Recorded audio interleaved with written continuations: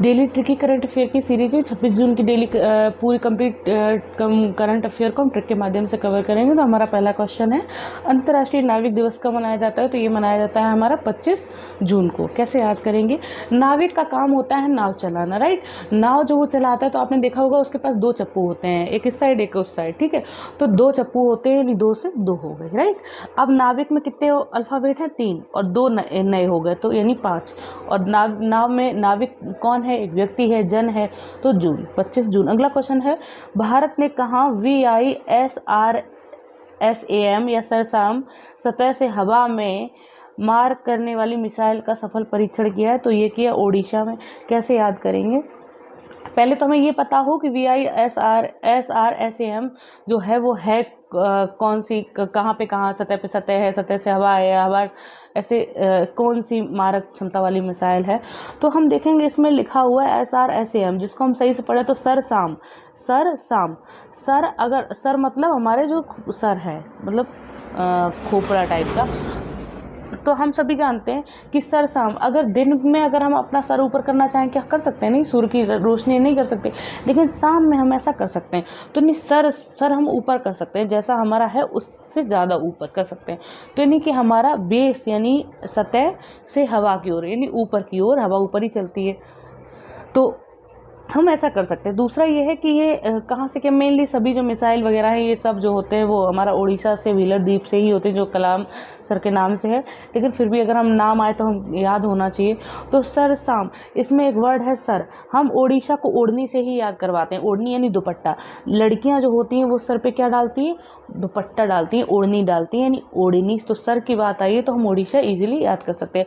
अगला क्वेश्चन है हमारा, किस देश ने GSAT-24 उपग्रह को फ्रेंच रॉकेट से लॉन्च किया है? वो किया है भारत ने। कौन सा उपग्रह? GSAT-24 है, और किसके रॉकेट से? फ्रेंच रॉकेट से। हम कैसे याद करेंगे? GSAT, जी मतलब GSAT, अगर हम 2-3 बार पढ़ें तो उसको ऐसे लगता है GSAT, जीभ जो है हमारी किसी पे सेट हो गई है, यानी कोई चीज़ हमको पसंद आ रही है, ठीक है। GSAT कोई भी चीज़ है जो हमें अच्छी लगी। देखिए, एक हमारे मार्केट में मेनली 2 ही चीज़ें हैं, एक तो हमारी जो है चाइना के जो हैं ये फिंगर और ये मोमोज वगैरह, राइट, और GSAT, जीभ सेट हो जाना किसी चीज़ के ऊपर। और एक आप देखिए कि जहाँ से हम एक तो चाइना से, इवन चाइना से भी हैं हमारे यहाँ GSAT, उन पर भी मोमोज भी लोगों को बहुत पसंद है, लेकिन वहाँ से हमारे बहुत फ्रेंडली रिलेशंस नहीं है ना चाइना से, तो वहाँ से तो नहीं, वो ना ही वो करेगा ना ही हम करवाएंगे। तो हम कहाँ कर सकते हैं? तो हमारे जीव, अगर हम खाने के पर्पज से देखें, फ्राइड जो फ्रेंच फ्राइज होते हैं वो भी हमें काफ़ी पसंद होते हैं। GSAT, जीव यानी इस पर सेट होती है, तो यानी फ्रेंच फ्राइज, यानी जी जो सेट है वो किस रॉकेट से लॉन्च किया गया? वो जिस पर हमारी GSAT है, हम चाइना से तो करेंगे नहीं, तो फ्रेंच फ्राइज यानी फ्रेंच रॉकेट से लॉन्च किया गया।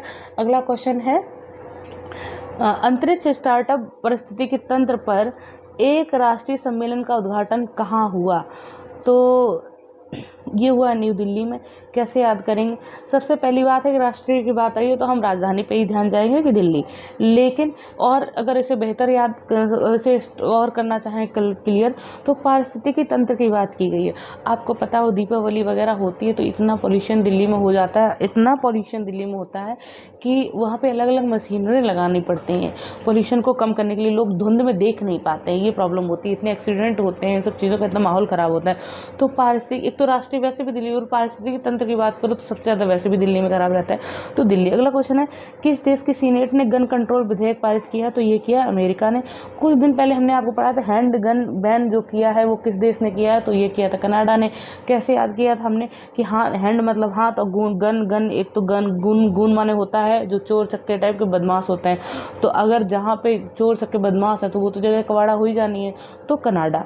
लेकिन यहाँ पे गन कंट्रोल की बात हो रही है, बैन करना यानी कि टोटली बैन हो जाना, कंट्रोल मतलब अपनी मर्जी, मेरी मर्जी के हिसाब से इसका स्टार्ट और स्टॉप होना। तो ये गन कंट्रोल विधेयक की बात हो रही है। कोई भी चीज़ आप ये बताइए, ये उसी के पास पावर होती है जो जिसके पास, ये वही कर सकता है कंट्रोल जिसके पास पावर होती है, और आज के टाइम पे जो पावर है वो सबसे शस्त्र के मामले में तो अमेरिका ही है। आप कह सकते हैं रूस भी है और भी है, लेकिन अमेरिका ऐसा एक जगह है जो पाकिस्तान को भी अपने बैकडोर से उनको बेनिफिशियरी देता है, और अभी अफगानिस्तान को भी ये देता है। तो ये कह सकते हैं कि गन कंट्रोल, ये जो किसी भी चीज़ का कंट्रोल उसी के पास होता है जिसके पास पावर होता है, और इसका कोई कंट्रोल नहीं है, ये सिर्फ दिखावा है पेजेस पे। तो इसका जो जो पावर में है वो इस वक्त कौन है? अमेरिका है। हमारा अगला क्वेश्चन, इंडिया इंटरनेशनल सेंटर के नेतृत्व की जिम्मेदारी किसे दी गई? तो ये दी गई है श्याम सरन को, इंडिया इंटरनेशनल सेंटर की। अगर हम याद करने के पर्पज से इसे देखें तो इंडिया इंटरनेशनल सेंटर, वो बात हो रही है कि इंडिया का कोई इंटरनेशनल सेंटर है, उसकी बात हो रही है। इंटरनेशनल सेंटर का मतलब जो नेशनल के बाहर हो, इंडिया का कोई सेंटर। तो हम ऑप्शन में वो याद करेंगे जो हमारा इंटरनेशनली फीलिंग दे रहा हो। श्याम सरन, श्याम सरन का मतलब है श्याम की शरण जो है, श्याम की शरण। आप देखिए श्याम की जो शरण में, यहाँ नेशनल छोड़ो इंटरनेशनली लोग हैं, राम के नहीं हैं, उन दूसरे भगवानों के नहीं, लेकिन श्याम के हैं, कृष्ण के लिए होते हैं। आप देखिए इसको कौन है, ये श्याम के लिए तो है, इन्हीं की तो यहाँ पे आराधना होती है। इसको कौन का फुल फॉर्म क्या है? International society of Krishna consciousness. तो कृष्णा की ही तो बात हो रही है, तो ये भी इंटरनेशनल है और ये भी इंटरनेशनल है। तो आप ऑप्शन में देखेंगे कौन इंटरनेशनल फीलिंग दे रहा है। इंटेलिजेंस ब्यूरो का नया प्रमुख किसे नियुक्त किया गया है? तो ये किया गया है तपन कुमार डेका को। इंटेलिजेंस ब्यूरो का हम कैसे याद करेंगे? इंटेलिजेंस से फीलिंग आ रही है इंटेलिजेंट की। अब इंटेलिजेंट हम देखेंगे महात्मा बुद्ध वगैरह होते थे थोड़े पुराने टाइम में, तो कि वो उस वृक्ष के नीचे गए और उनको ज्ञान प्राप्त हो गया। तो एक तो होता था कि वो बैठे रहे और उनको ज्ञान की प्राप्ति हो गई, ठीक है। तो उन्होंने तप किया। कैसे तप किया? बैठ के, आंख बंद करके बाकायदा बैठे और उन्होंने तप किया और उन्हें ज्ञान प्राप्त, इंटेलिजेंट हो गए। एक दूसरा तप जो आई आज हम सब लोग कर रहे हैं स्टडी के लिए, ये तपस्या ये है कि लोगों से अलग रह रहे हैं, हम सोसाइटी से अलग रह के अपनी पढ़ाई पे फोकस कर रहे हैं मेनली, और जो नहीं कर रहे हैं उनका सिलेक्शन भी नहीं हो रहा।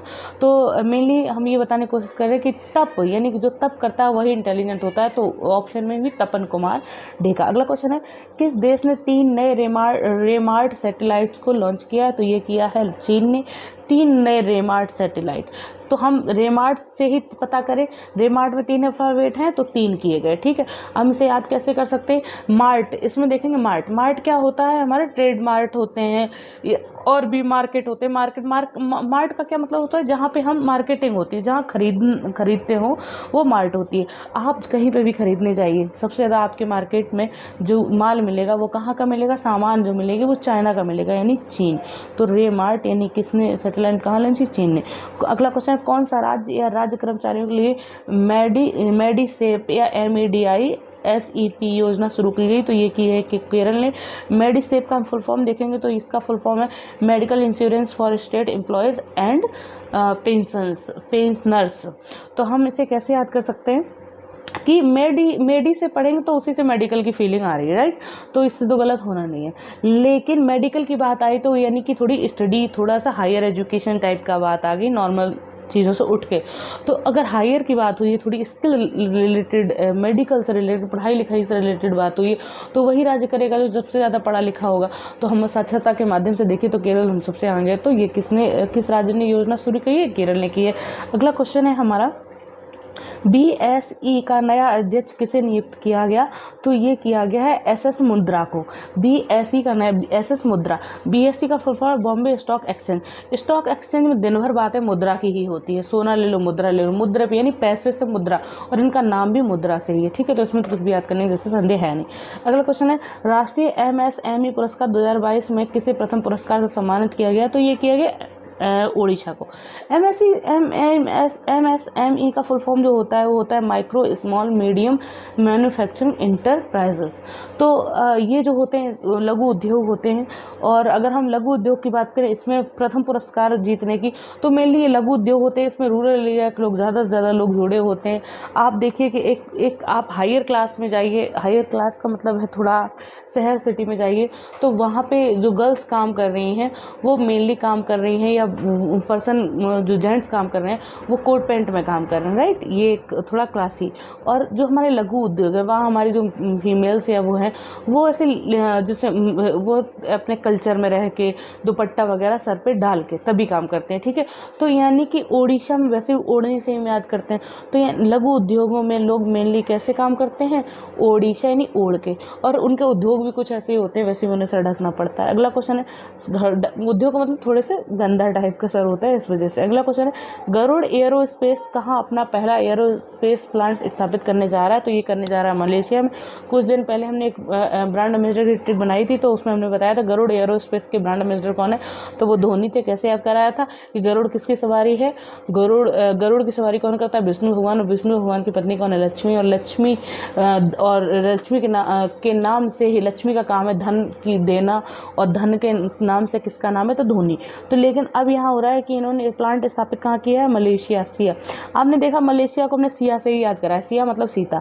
गरुड़ की सवारी कौन करता है? विष्णु। विष्णु की पत्नी कौन है? लक्ष्मी। और लक्ष्मी किसका रूप है? सीता का, क्योंकि विष्णु जो है वो खुद भगवान राम का रूप है। ठीक है, ऐसा हमारे मैथोलॉजी में कहते हैं। तो यानी कि विष्णु, लक्ष्मी यानी सिया, यानी तो मलेशिया। अगला क्वेश्चन है, नीति आयोग के नए CEO कौन बने? परमेश्वर अय्यर। नीति आयोग, ऐसा आयोग जिसमें बात नीति की हो भले ही नीति की, लेकिन हम याद करने के लिए बोलेंगे जहाँ बात नीति की हो। नीति यानी कि जो किसी का गलत ना हो, तो नीति यानी कि जो ईश्वर की तरह बात करे, परम ईश्वर, तो वही है परमेश्वर। तो हमने 26 जून की भी पूरी करंट अफेयर को कवर किया हुआ है। आई थिंक आपको पसंद आया होगा, और हमारे चैनल अगर आपको पसंद आया हो तो लाइक शेयर एंड सब्सक्राइब करिए एंड करवाइए। और थैंक यू।